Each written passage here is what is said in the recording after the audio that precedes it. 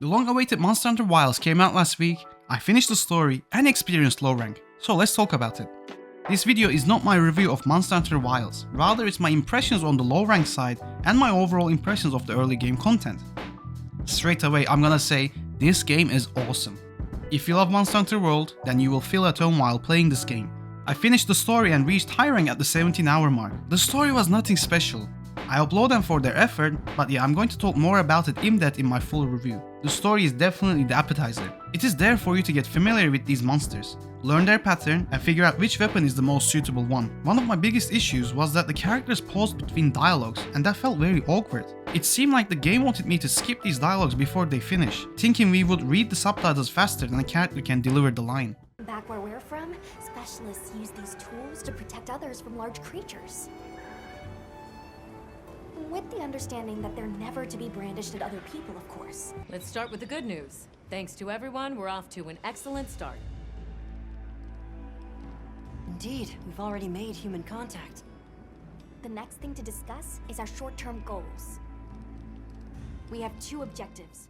The whole crafting armors and weapons for monster materials is taught well. The story is literally the tutorial, but that is one of my gripes. Low rank side of this game didn't pose much of a challenge. It was quite easy and I wasn't expecting that. The only Monster Hunter games I played are World, Iceborne and some of Rise. Compared to World, this game is super easy. I remember struggling a lot in World. It didn't hold my hand that much and I was dying more often. I think I died a total of 3 times in my 18-hour playthrough of Monster Hunter Wilds. It is definitely made this way to get more people used to the gameplay mechanics. So I do understand trying to make it more accessible, but as a big Monster Hunter World fan, I would like to have seen more challenges in low rank. But high rank, in other hand, like Anakin Skywalker said, "This is where the fun begins." I will dive deep into high rank in my full review. Apart from the cringy and unintentionally funny story, this game is actually amazing.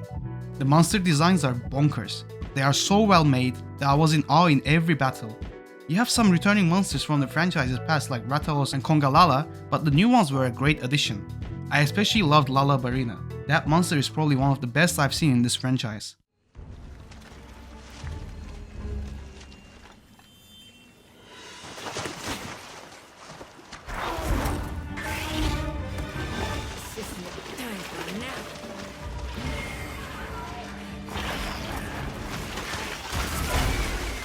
I'll take it from here. Counting on it. Dude, look at that monster, it's so cool. When it opens like the flower, the red part, that looks amazing. Like this part, look at that. The battles surrounding these monsters were all great, and I repeat again, all of them were great. The environmental gameplay mechanics really did boost the gameplay. The combat is a big standout here. They took everything that made World great and cranked it up to 1 million. Nearly all of the weapons feel superb to use.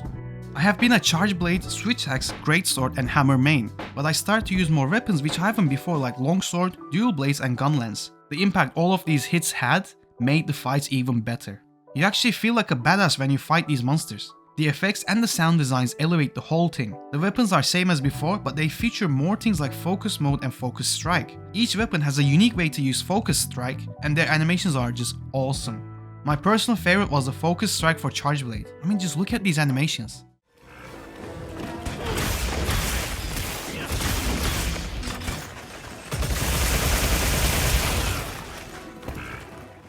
Farming gears in low rank can be a bit useless, as they don't have an impact when you get to high rank, but seeing how the gear progression works and what parts you need is a good way for beginners to learn. Some of the armors are actually really good. The areas you visit in the story is a hit and miss for me.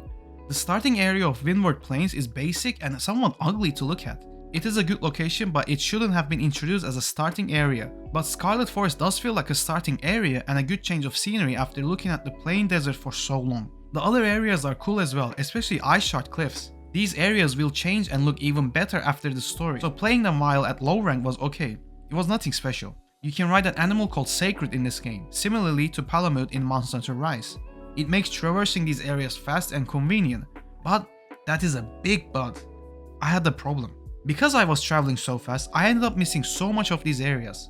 The maps have many secrets and cool looking locations within them, and you can see these once you explore. The story really didn't give me much chance to explore, but once you beat it, that's when freedom comes. Talking about these sacreds, obviously you can customize your sacred, palico and your hunter as usual, with your hunter and palico being able to talk now. The hunter being able to speak is a very welcome change. The Academy, of course, has remained skeptical. This village, is there evidence it exists? Nothing absolute. I'm not too sure about the palico. I'm still getting used to it. So I might have sounded like I was complaining and didn't like most of the game. But it is literally the opposite. I loved this game even in low rank. I just wish the game had a good balance between the low rank and high rank. The way the game opens up after low rank is crazy, and if anyone stops playing after the story ends, you are missing out big time. Like I said before, so far I absolutely love this game. It is the ultimate monster hunting game. And as a big fan of World, I can say that this is better than that game. I cannot wait to play more and get better gear. The first title update is in April and it looks like a big update. So for now I will continue to play, and once I feel comfortable enough to review the game, I will make a video on it. But in the meantime, let me know down below, what do you think of Monster Hunter Wilds, and which weapons are you maining? And with that, I'll see everyone on the next video. Let's go.